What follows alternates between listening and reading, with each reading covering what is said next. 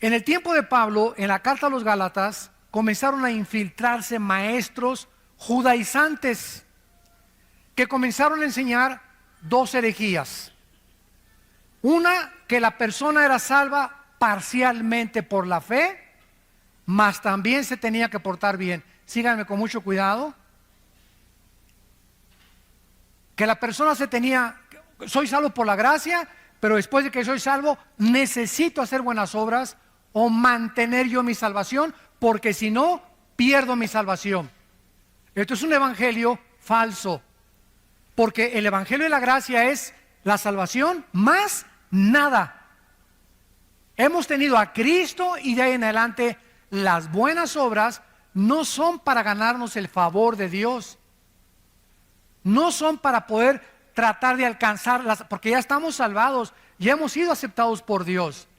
Las buenas obras son el resultado, el fruto, el producto de que verdaderamente somos salvos. Porque la fe sin obras está muerta.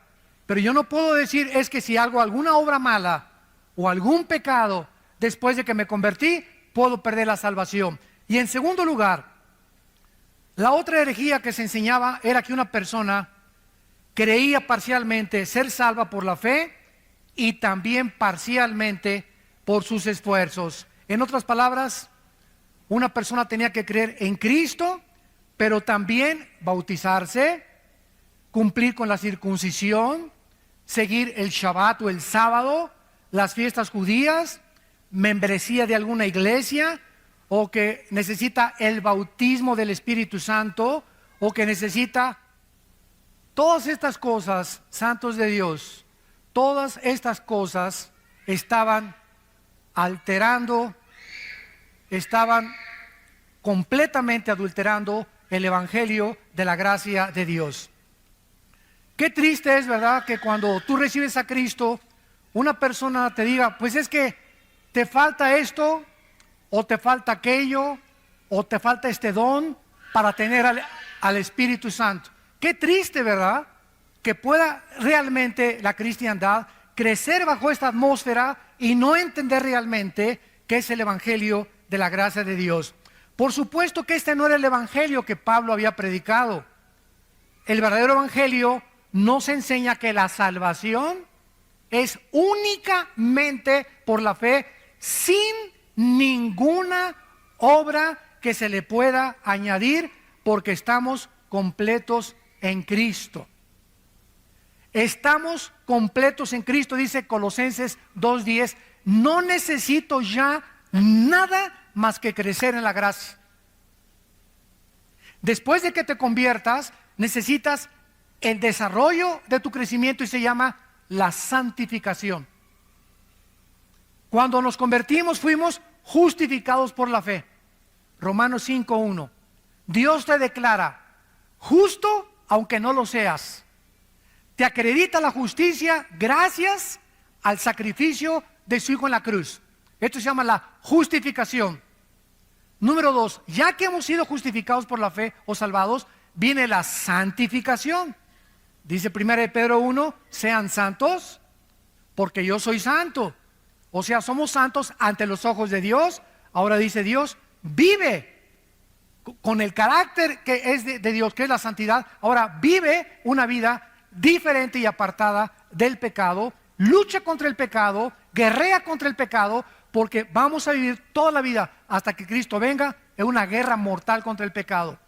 Entonces la justificación nos justifica y ante Dios no somos jamás culpables. Cristo murió por los pecados pasados, presentes y futuros.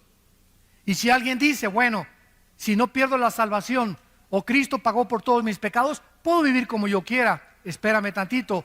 Si una persona expresa eso, no es salva. Porque una persona que recibe a Cristo ha conocido la gracia, la misericordia de Dios, que nos constriñe y nos mueve a comenzar a seguir a Cristo y a tratar de vivir una vida diferente con el poder del Espíritu Santo. Y después de la santificación sigue la glorificación. Cuando Él venga, Efesios 1, 13 y 14, nuestro cuerpo será resucitado. 1 Juan, seremos como Él es cuando Él venga ya no habrá enfermedades, ya no habrá nada. Porque entonces seremos como Cristo es, con un cuerpo glorificado como Cristo es. No dioses, pero tendremos el cuerpo que Cristo tuvo cuando Él resucitó. Dice Efesios 1:3 que toda bendición espiritual nos ha sido dada, está en pasado. Hemos sido bendecidos con toda bendición espiritual en los lugares celestiales en Cristo. En otras palabras, cuando alguien te dice Dios te bendice, es porque ya te bendijo, porque ya las tenemos. No, Dios me va a bendecir la semana pasada con una casa, Dios me va a bendecir. Todas estas bendiciones ya las tenemos en el cielo, hay que bajarlas. Dios nos dice a los papás: yo te bendigo y tu generación será bendita. Yo sé que mis hijos serán benditos. Y puedes tener un hijo que no camina con el Señor, o una hija que no camina con el Señor ahorita, pero la Biblia dice que Dios ya bendijo a tus hijos porque tu generación será bendita. ¿Qué tienes que hacer? Seguir orando por ellos hasta que veas la promesa cumplida. 2, darles ejemplo, porque si no hay un ejemplo, la promesa no viene. Entonces tenemos que entender eso, que necesitamos caminar con Dios para poder. Es como un cheque que nos deja Dios al portador. Lo único que tengo que es llenarlo, ir al banco y cobrarlo. Todo el dinero de mi papá me lo dejó en el banco. Solamente tengo que ir al banco y decirle: este dinero es mío, dénmelo. Todas las bendiciones están en el cielo y a Dios nos las dejó en el banco celestial. Ahora tenemos que bajarlas, pero está estipulado en el testamento que Cristo hizo, ¿verdad?, que estas bendiciones son apropiadas por medio de la fe.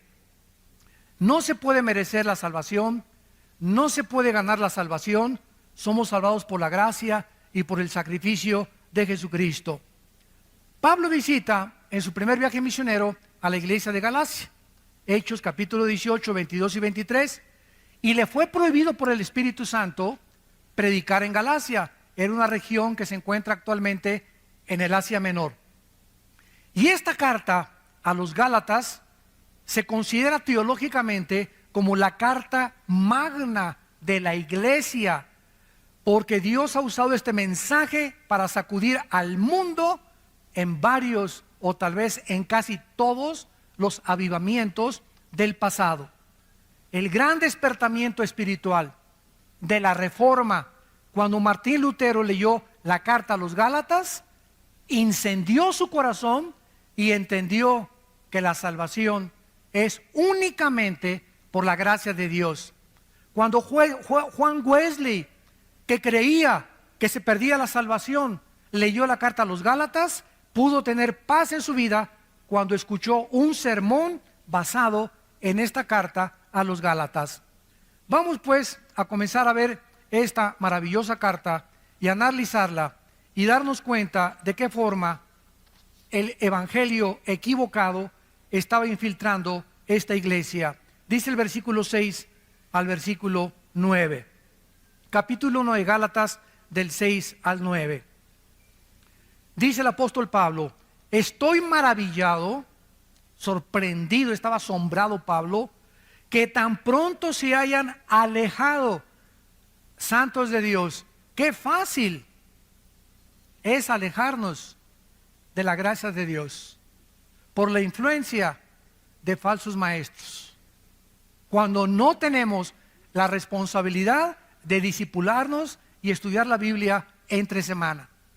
Se sorprende Pablo que esta iglesia que fundó, así en cuanto se fue Pablo, entraron los lobos rapaces judaizantes a la iglesia a comenzar a adulterar, a agregarle algo a la obra perfecta de Cristo en la cruz.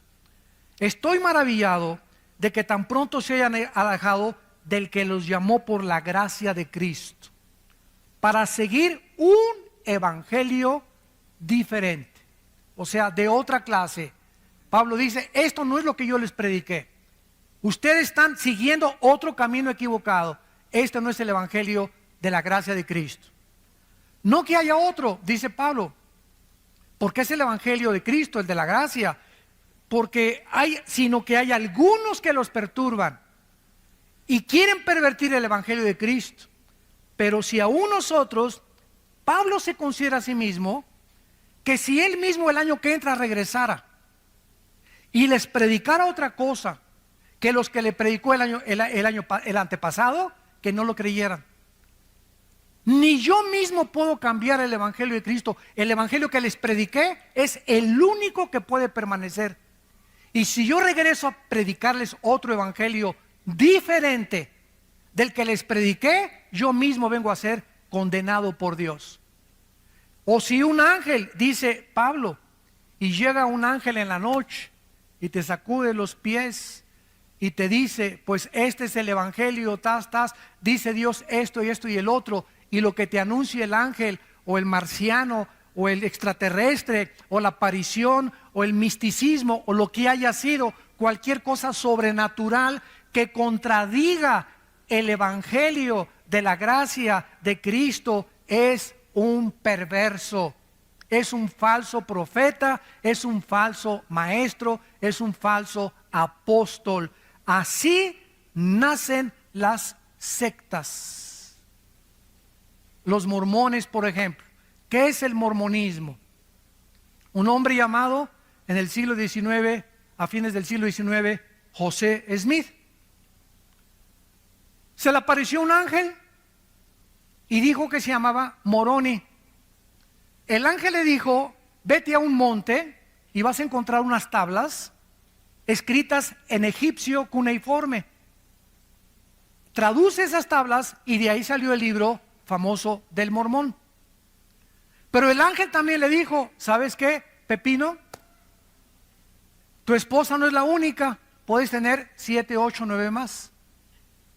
Bueno, imagínense ustedes, ¿verdad? Si yo llego mañana a la casa de ustedes y le digo a mi esposa, ¿qué crees? Se me apareció un ángel. Ah, sí, mi amor, ¿y qué te dijo? Que tú no eres la única.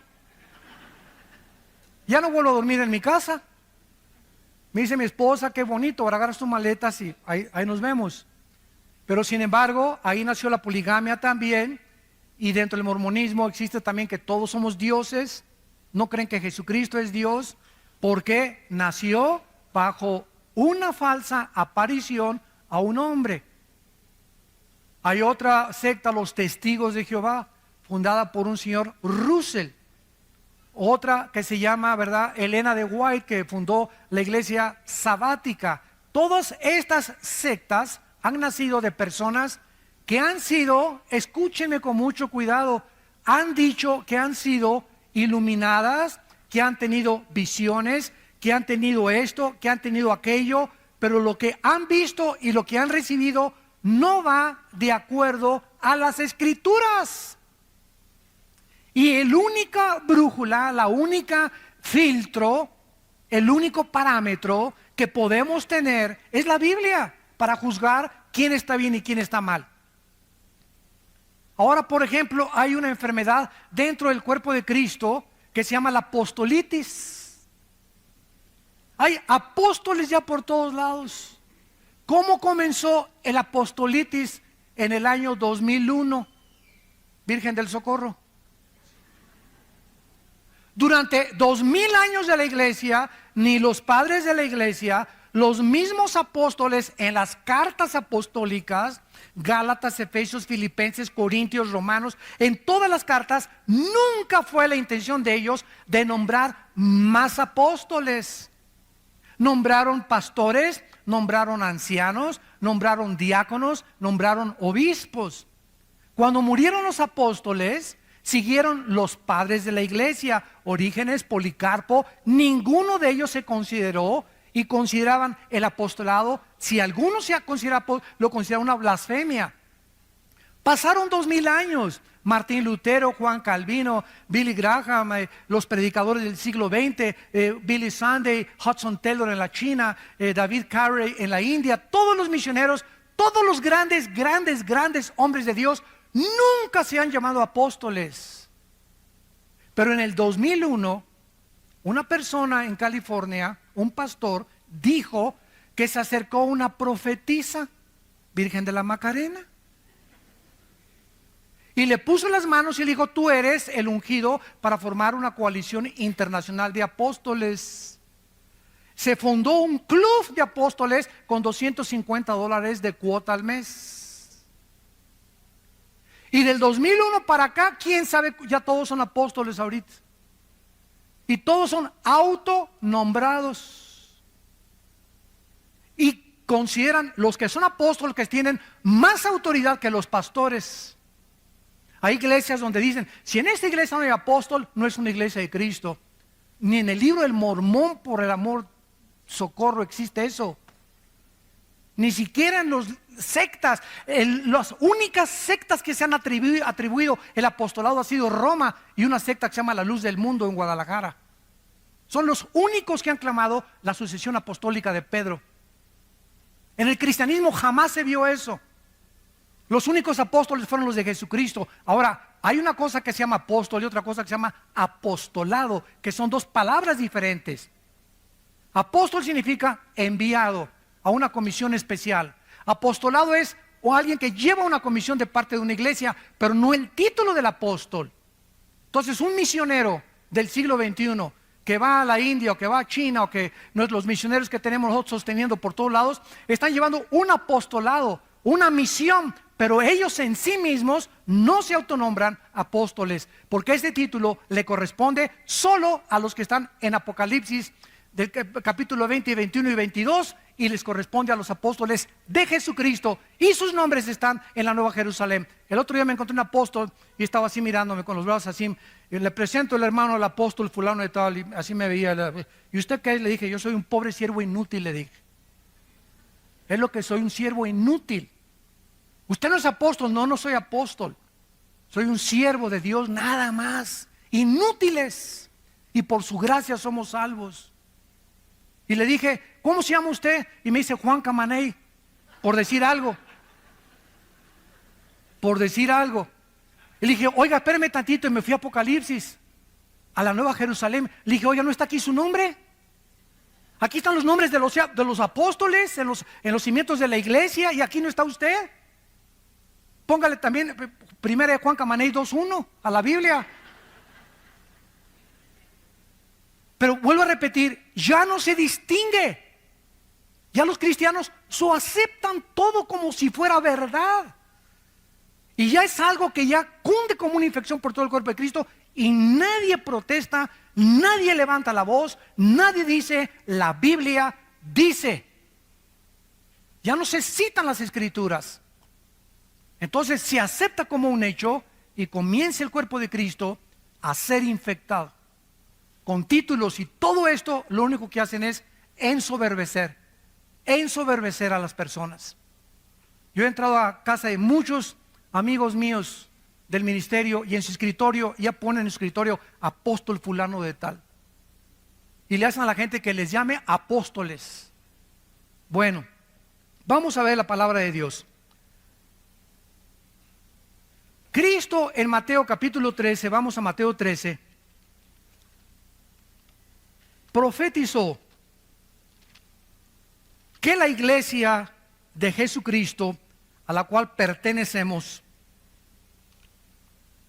los que han sido nacidos de nuevo,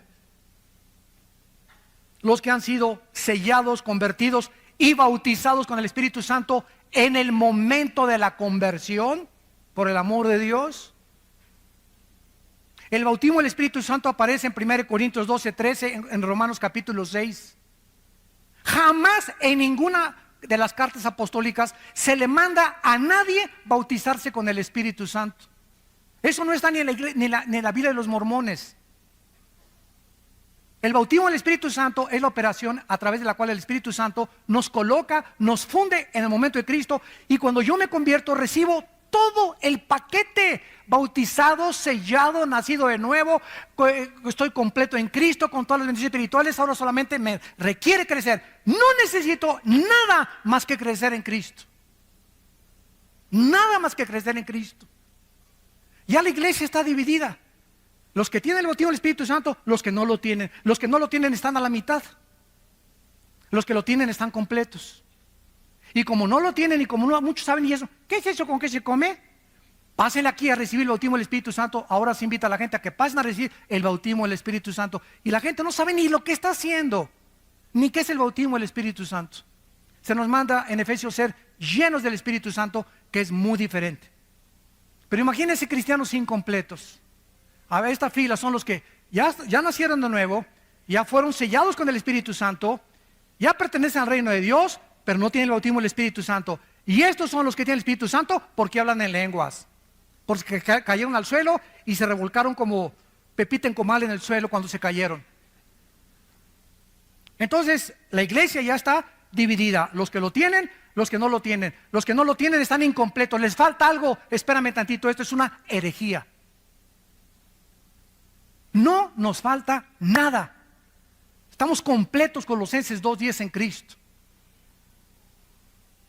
Dice en 2 de Pedro capítulo 1, todas las cosas que pertenecen a la vida de la piedad, versículo 3 en adelante, todas las cosas que pertenecen a la vida de la piedad nos han sido dadas, pasado. O sea, todo lo que pertenece a la vida cristiana ya nos dio el paquete cuando me convertí en Cristo, como un niño cuando nace. No, le falta el oído, le falta el olfato. Mira, el niño nació completito, está entero el bebé, tiene pulmones, tiene oído, tiene ojos, pero le falta crecer, desarrollarlos, pero no le falta nada porque sería un fenómeno, sería hijo de los marcianos. Entonces cuando nacemos de nuevo, nacemos completitos, no nos falta nada. Tenemos todo lo que Dios nos ha querido dar. Los dones me los dio Dios. No llega alguien, me pone las manos y me da los dones. Ya recibí el paquete, ahora tengo que descubrir cuáles son mis dones. Hitler dijo esto: cuando una mentira se predica 100 años, se acaba aceptando como una verdad. Y se ha predicado tanto y tanto desde los 80s. Desde los 80s, esto antes de los 70s no existía. Desde los 80s comenzó a predicarse. Te falta algo, necesitas hacer esto, necesitas por aquel lado, necesitas bautizarse. Si no te has bautizado, Cristo no te acepta. Si no hablas en lenguas, no tienes al Espíritu Santo. Si no tienes el bautismo del Espíritu Santo, no puedes hablar en lenguas. Si no hablas en lenguas, no puedes tener la unción. Te falta algo, te falta algo, te falta algo. No nos falta nada en Cristo, porque su obra fue perfecta en la cruz. Y cuando Él muere nos dio todo absolutamente.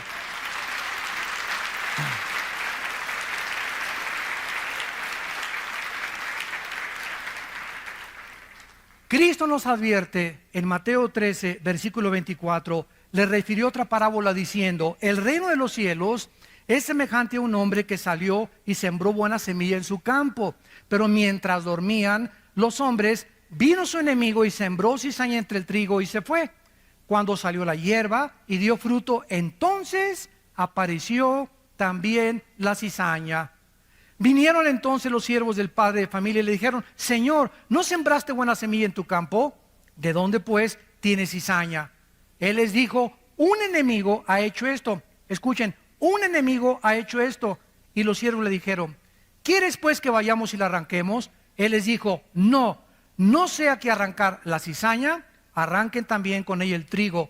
Dejen crecer juntamente lo uno y lo otro hasta cuando, hasta la siega, hasta que Él regrese. Y al tiempo de la siega, yo diré a los segadores, o sea, en este caso serán los ángeles: recojan primero la cizaña, átenla en manojos para quemarla, pero recojan el trigo en mi granero. Y en el versículo 36 del mismo capítulo dice: despedida a la gente, entró Jesús en la casa y acercándose a él sus discípulos le dijeron: explícanos la parábola de la cizaña y del campo. O sea, ¿qué nos quieres decir con que el enemigo llegó y sembró la cizaña? ¿Qué es todo esto? Respondiendo él les dijo: el que siembra la buena cizaña es el Hijo del Hombre. El campo es el mundo. La buena cizaña son los hijos del reino. La cizaña, ¿quiénes son?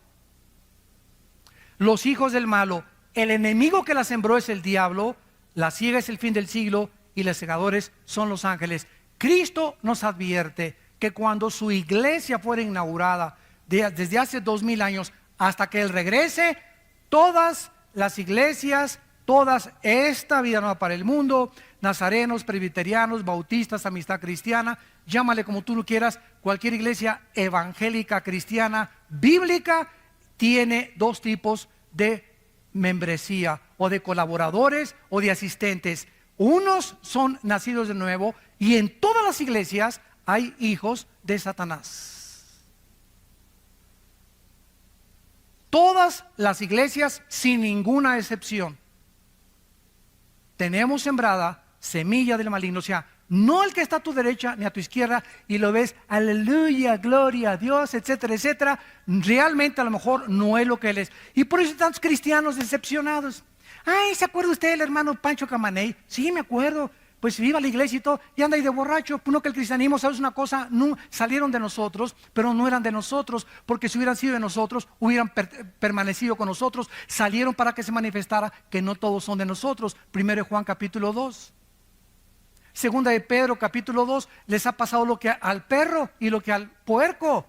El perro, cuando vomita, se come el vómito. Y al puerco sacas a Piggy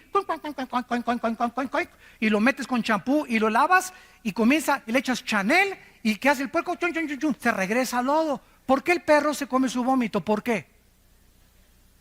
Pues porque es perro. Por el amor de Dios, no es gato, ni tigre, ni jirafa. Es su naturaleza. ¿Por qué el puerquito, aunque lo laves y le eches Chanel, le gusta el lodo? Porque es la naturaleza de los puerquitos. ¿Qué está diciendo el apóstol Pedro? Que esas personas que regresan ahí, su naturaleza nunca fue cambiada. Por eso regresaron al lodo. Nunca fueron, no perdieron la salvación, nunca estuvieron con nosotros como Judas. Judas desayunó, comió, cenó, viajó con Cristo y Judas nunca fue salvo. Lo dice Juan 13, Juan 17. Que era hijo del maligno, era el hijo de perdición, el hijo de pecado. Nunca Judas tuvo la salvación, jamás la perdió porque nunca lo tuvo. Cristo oró claramente por sus discípulos, jamás oró por Judas, porque sabía que era hijo del maligno, era la cizaña. Y si Cristo tuvo una cizaña en el grupo que lo siguió, imagínense las demás iglesias. Entonces, no te decepciones por aquellos cristianos que hacen faltas, que caen al suelo. Ahora bien, es muy importante esto. Esto no significa que un cristiano nunca va a caer, pero sí significa que si cayó, de las orejas lo regresa Cristo al rebaño. Porque Dios dice, Romanos 12, Hebreos 12, al que ama, pao, pao, pao. Dios al que ama le da cuero, al que ama disciplina. Y si tú eres un cristiano que conoces a alguien que ya tiene 2 o 3 años, allá otra vez en el mundo, nunca fue cristiano, aunque salió de nosotros, nunca fue sellado con el Espíritu, nunca nació de nuevo, oyó el Evangelio, oyó a Cristo, pero jamás se salvó. Y por eso jamás regresó tampoco. Pero vamos a oír de muchos cristianos que cayeron y ya regresaron al rebaño. Y el hermano cayó en la borrachera 6 meses y le fue como en feria, porque era hijo de Dios. Pero si no te disciplina Dios, no eres hijo de Dios. Entonces hay 2 tipos de apóstatas. El apóstata, la palabra apóstata significa salirse del camino. Hay cristianos que se brincan el rebaño, como el cuento del pastor. Había una oveja que se brincaba el rebaño una vez y allí iba el pastor por ella. 2 veces y fue por ella, porque el pastor busca sus ovejas. Y la tercera vez el pastor dijo, le voy a romper una pierna para que ya no se vuelva a brincar. Prefiero que ande coja dentro del rebaño a con las 4 patas y se la come el lobo.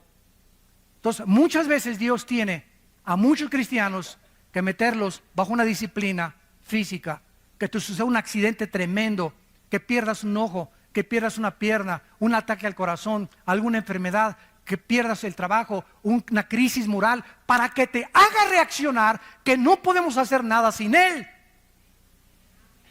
Somos tercos, tercos, tercos de corazón. Pero como somos hijos, Dios dice, nunca te dejaré ni te desampararé. Pero mientras no entiendas, te va a ir como en feria en tu vida. No vas a tener paz, las cosas no te van a salir como tú quieres, no vas a progresar. ¿Por qué? Porque crees que te puedes burlar de mí. Y como eres mi hijo, como eres mi hija, no te puedo dejar sin disciplina. La palabra disciplina, pedagogos, que significa pedagogía, viene la palabra pedagogía, significa educar el carácter. Y dice en Hebreos 12, ¿qué pues te haré entender y te enseñaré el camino que debes andar? ¿Iré contigo con vara o con la palabra? O sea, Dios aplica la disciplina hablándonos primero. Cada domingo nos habla Dios, nos expone nuestros pecados, nos muestra nuestra necesidad de Él. Pero si salimos a la calle y seguimos viviendo y somos sus hijos como nos da la gana, nos va a ir como en feria en la vida. Cristo dijo, prefiero que entres manco, tuerto, cojo al cielo, que entres entero y te quemes en el infierno. Ahora vayamos a Hechos capítulo 20 y veamos al apóstol Pablo. Cuando Pablo se fue de la iglesia de Éfeso, les hizo la misma advertencia de Cristo con más claridad, porque ya la iglesia estaba formada. Hechos capítulo 20, versículo 29. Porque yo sé, o sea, Pablo estaba absolutamente seguro, sin ninguna duda alguna, yo sé que después de mi partida, esta es la importancia del pastoreo. Yo sé que después de mi partida entrarán en medio de ustedes conejitos. Eso dice. Conejitos chinguanguanchones. Los lobos es el animal que el Espíritu Santo escogió, porque es el animal depredador que está esperando, que su plato favorito son las ovejas. Entonces el Espíritu Santo usa el animal más sanguinario que hay contra las ovejas, y porque somos las ovejas nosotros, para que podamos entender que cuando salimos de la iglesia hay cantidad de lobos dentro y afuera que están esperando decirte cuando salgas, lo que dijo el predicador no es cierto, son mentiras, no te lo creas, está exagerando. Ay, ¿a poco no vas a tener relaciones sexuales con tu novio? Están exagerando en la iglesia. No seas tonta, te van a decir, la virgen dejada a los 30 años de edad. Ya se te pasó el camión y ya no te has subido a ninguno. Va a haber cantidad de personas disfrazadas con ángeles de luz, que son lobos rapaces. Y dice Pablo, van a entrar al rebaño hombres, lobos rapaces, que no perdonarán el rebaño. Y de ustedes mismos, o sea, aquí están los enemigos. Los más grandes enemigos del cristianismo están mezclados con los verdaderos cristianos. Porque es la forma de hacer más daño al enemigo. Cuando el enemigo en la Segunda Guerra Mundial mandó personas a Rusia, cuando los alemanes mandaron espías a Rusia, o cuando Estados Unidos mandó espías a Alemania, iban disfrazados de alemanes, infiltrados en las filas de los nazis para que pudieran detectar lo que decían y transmitírselo a Estados Unidos. Los espías son las personas más preparadas de cualquier nación. Y así es exactamente en el mundo espiritual, es exactamente lo mismo. Van a entrar hombres perversos que hablen cosas perversas para arrastrar a los discípulos fuera del rebaño. Vamos a 1 de Pedro ahora, capítulo 2.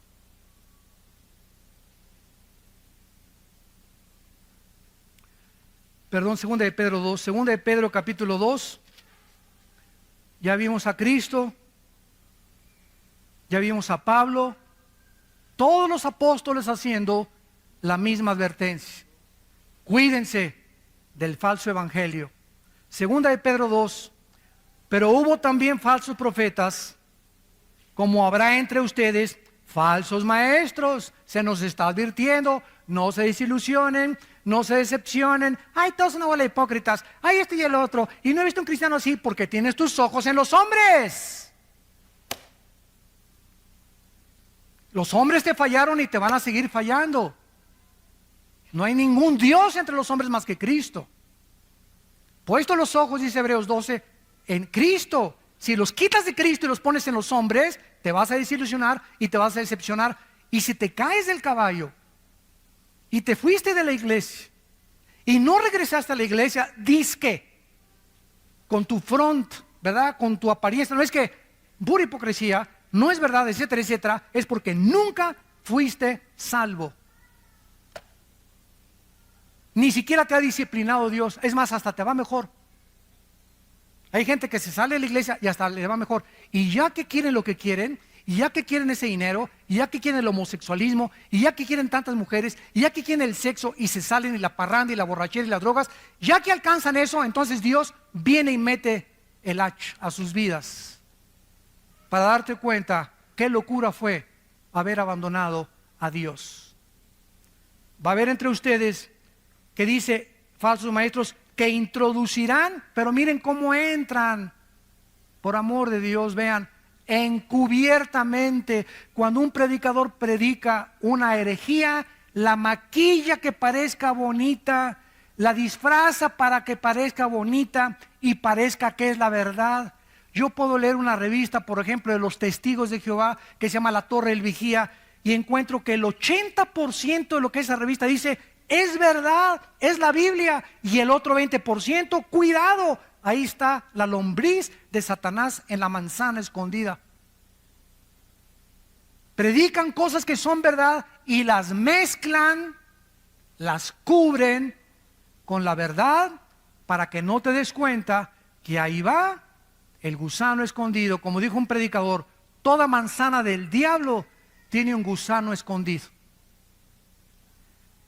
Estos falsos maestros van a introducir herejías destructoras, porque las mentiras de Satanás destruyen el alma, te quitan la paz, te llenan de culpa, te llenan de amargura, te llenan de rencor, te llenan de odio, que es la antítesis del fruto del Espíritu Santo.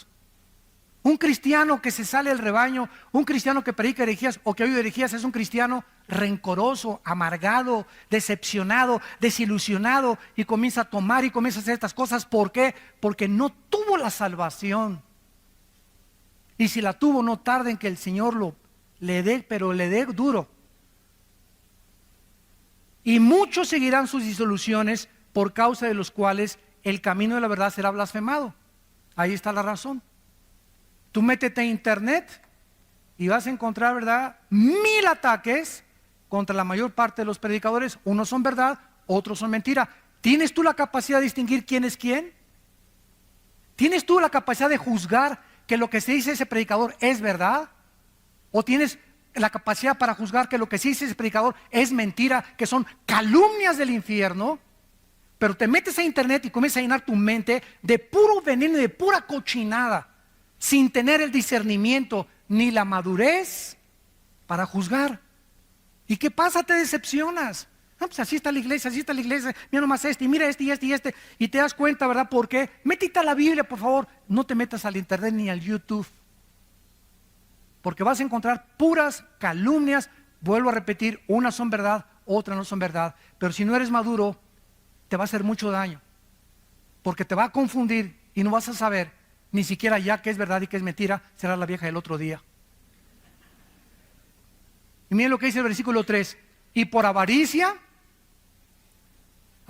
esto ha entrado, ¿verdad?, tremendamente. Por avaricia harán mercadería de vosotros con palabras fingidas. Les vendo un pañuelo ungido con aceite de Jerusalén. Y a mí qué me importa que sea de Zapotlán, Los Altos, o de Xonacatlán, o del río Lerma, o de Jerusalén. El aceite del Antiguo Testamento era un símbolo del Espíritu Santo. El aceite de Jerusalén no es mágico, ni es una cosa que me va a hechizar. Es aceite de Jerusalén, y el aceite de olivo es igual ahorita, porque ya no tiene ningún significado en el Nuevo Testamento. Voy a ungir mi casa con aceite. ¿De dónde sacaste esto? Ni en el libro del Mormón existe eso. Me voy a ungir aquí para que pueda. La unción es del Santo, 1 Juan 2, y ya la tenemos. La unción es el Espíritu Santo. Ya no hay aceite que nos unja. El aceite fue usado en el Antiguo Testamento por los sacerdotes, para ungir a los sacerdotes, para ungir el mobiliario del tabernáculo, y dejó ya de tener ese simbolismo. Ya en el Nuevo Testamento tiene otro. La única vez que se usa es Santiago, donde dice que los líderes de la iglesia unjan con aceite a los enfermos. Los líderes, los pastores de una iglesia, nada más. No dicen que unjas a tu perro, ni tu casa, ni tu baño, ni tu excusado tampoco. Entonces, ¿de dónde hemos sacado tantas cosas? Le vendo un pañuelo ungido. ¿Ungido por quién? Es que un pastor oró y ahí tiene la unción. Ahí está su mano en el pañuelo, y lo pone usted en el cojín y se le va a quitar el dolor de cabeza, hermano. ¿Saben ustedes, santos de Dios, cómo se llama esto? Esto se llama hechicería. quiero decirles algo. La iglesia que estamos estudiando, la iglesia de Galacia, era una iglesia, lo vamos a ver, hechizada. Habían entrado poderes de demonios a esa iglesia, y a los que son la cizaña comenzaron a infectarlos para contagiar a las ovejas sanas. Los que tenían el ébola corrieron para infectar a los sanos. Los sidosos querían infectar a los que no tienen sida, porque el malo no se conforma con la maldad, quiere contagiar a los demás y quiere propagar su maldad a los demás. Esa es la naturaleza autodestructiva del ser humano. Ahora, dice la Biblia claramente, ¿verdad?, que entonces hay una mezcla en la iglesia de cizaña con trigo. Pablo, Pedro, todos, y Pablo estaba maravillado. Regresamos a Gálatas capítulo 1, y se sorprendió Pablo de que rápidamente se habían alejado del evangelio de Cristo. Se estaban volviendo a otro evangelio diferente. Querían perturbar a los cristianos, quitarles la paz, agitarlos para corromper. La palabra pervertir significa corromper, echar a perder el evangelio de la gracia de Dios. ¿Y de qué manera Pablo condena a estos falsos maestros? Versículo 8 y 9. Mas si nosotros somos un ángel del cielo, les anuncia otro evangelio diferente del que les hemos anunciado esta mañana, tienes que haber aprendido, para yo sentirme satisfecho que te he comunicado la verdad, de saber que cuando tú recibes a Cristo, recibiste todo el paquete completo. Por gracia, no hay nada después de Cristo ni antes de Cristo que hayamos ganado o que no lo hayamos merecido. Todo es por la gracia de Dios. Cuando recibo a Cristo, nazco de nuevo, me convierto, mi naturaleza es cambiada, tengo la naturaleza antigua, la naturaleza divina ahora de Cristo dentro de mí. Ahora soy bautizado con el Espíritu Santo. 1 Corintios 12, 13, por el Espíritu fuimos todos bautizados y a todos se nos dio el mismo Espíritu.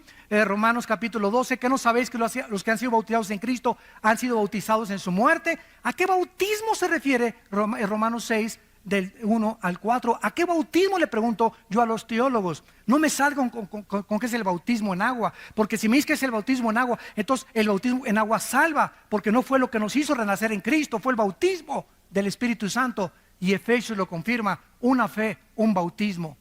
Y no se refiere al bautismo en agua, porque hay muchos cristianos que van a morir sin haber sido bautizados, pasaron de panzazo y van a entrar al cielo. El bautismo solamente es una confirmación pública de algo que te sucedió internamente, pero la Biblia habla de una sola fe, un solo bautismo, y ese único bautismo es el bautismo con el Espíritu. Nos colocó, nos fundió, nos amalgamó, nos hizo uno con el cuerpo de Cristo.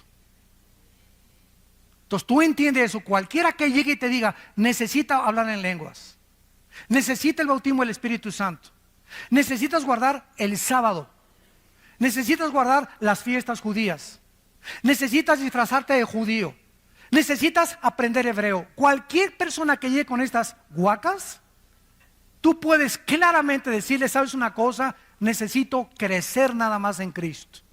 Todas las demás cosas me han sido dadas por su divino poder, mediante el conocimiento de aquel que nos llamó, de su gracia y de su suficiencia. Dice Pablo: cualquier persona que trate de predicarles otro evangelio, versículo 9, sea anatema.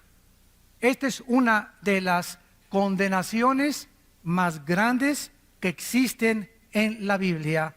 Es una de las más solemnes advertencias en todo el Nuevo Testamento.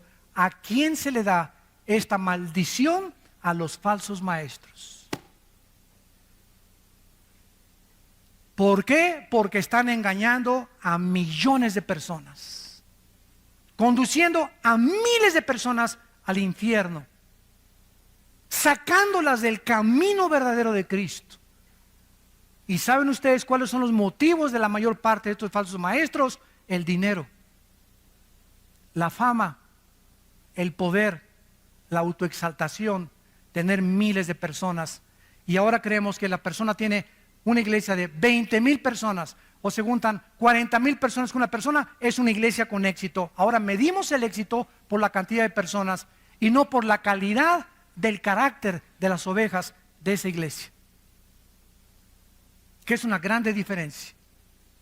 Cuando lleguemos al cielo no me va a decir Dios, a ver Armando, ¿cuántas almas, Señor? Estoy en los récords Guinness, más 25 millones de almas gané. Hice 50,000 iglesias, Señor. Mi iglesia tenía 10 servicios, gracias a Dios. Qué bueno, muchachito. Nada de eso es malo, ¿verdad? Bueno, muchachito, está bueno, muchachito. Pero ¿sabes una cosa? Pero tengo contra ti que has perdido tu primer amor.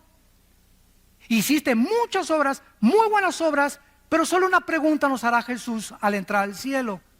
Nunca nos va a preguntar las buenas obras que hicimos, porque las buenas obras que hicimos o todo lo que alcanzamos y el éxito que logramos y doctorados y todo, estuvo bien, o sea, no estuvo mal, pero eso no es lo principal. Cristo me va a preguntar, al llegar al cielo, ¿cuánto del carácter de Cristo tienes? Dios nos va a preguntar, ¿cuánto del carácter de mi Hijo Jesús tienes? ¿Fuiste manso y humilde de corazón? ¿A quién amaste? Ni a tu perro amaste.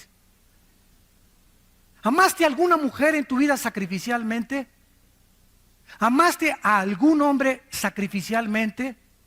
¿Amaste a tus padres sacrificialmente? Hayan sido lo que hayan sido tus padres, el jefe del cartel de no sé dónde, tu mamá la prostituta de Sinaloa, lo como les llames, no importa lo que tus padres han sido, nunca juzgues a tus padres, hónralos, ámalos y ora por ellos y respétalos para que te vaya bien en la vida.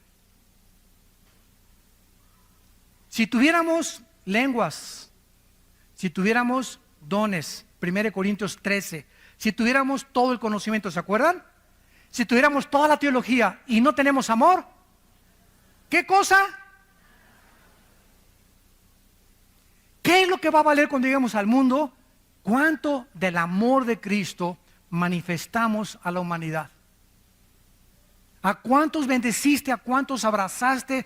¿A cuántos niños en el orfanatorio fuiste a ver? ¿A cuántas en el asilo para ancianos? ¿A cuántos presos en la cárcel fuiste con ellos? ¿A cuántos de tus hijos les diste buen ejemplo? Aunque tu esposa no te ha llamado, tú la amaste. Aunque tu esposa no te ha llamado, tú lo amaste. Ese es el amor de Cristo que nos manda la Biblia a tener. Ese es un cristiano. El que ama sin pedir nada a cambio. El que no juzga, el que no condena.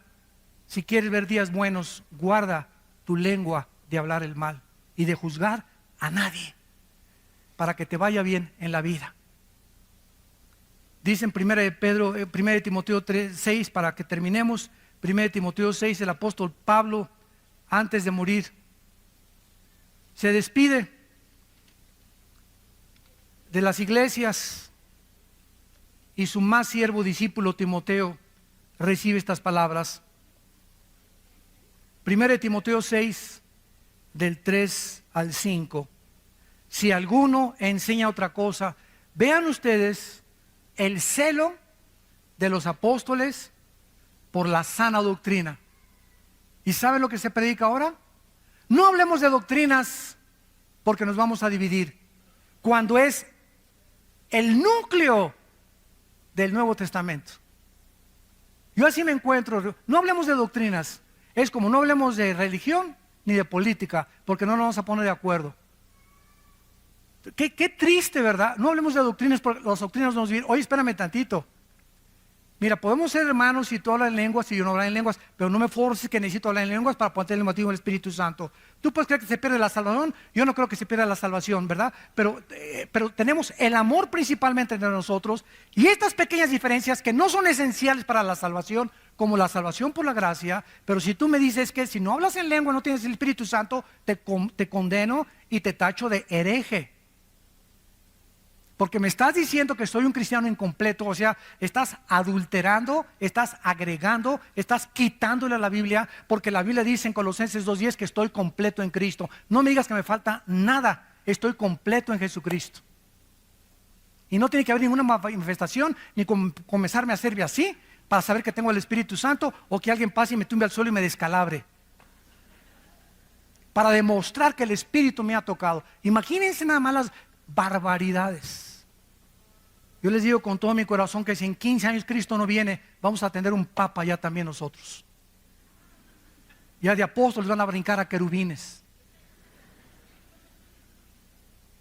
Si alguno enseña otra cosa y no se conforma a las sanas palabras de nuestro Señor Jesucristo que están aquí en la Biblia y a la doctrina que es conforme a la piedad, está envanecido, nada sabe, delira acerca de cuestiones, contiendas de palabras, y de las cuales nacen envidias, pleitos, blasfemias, malas sospechas, disputas necias de hombres, corruptos de entendimiento,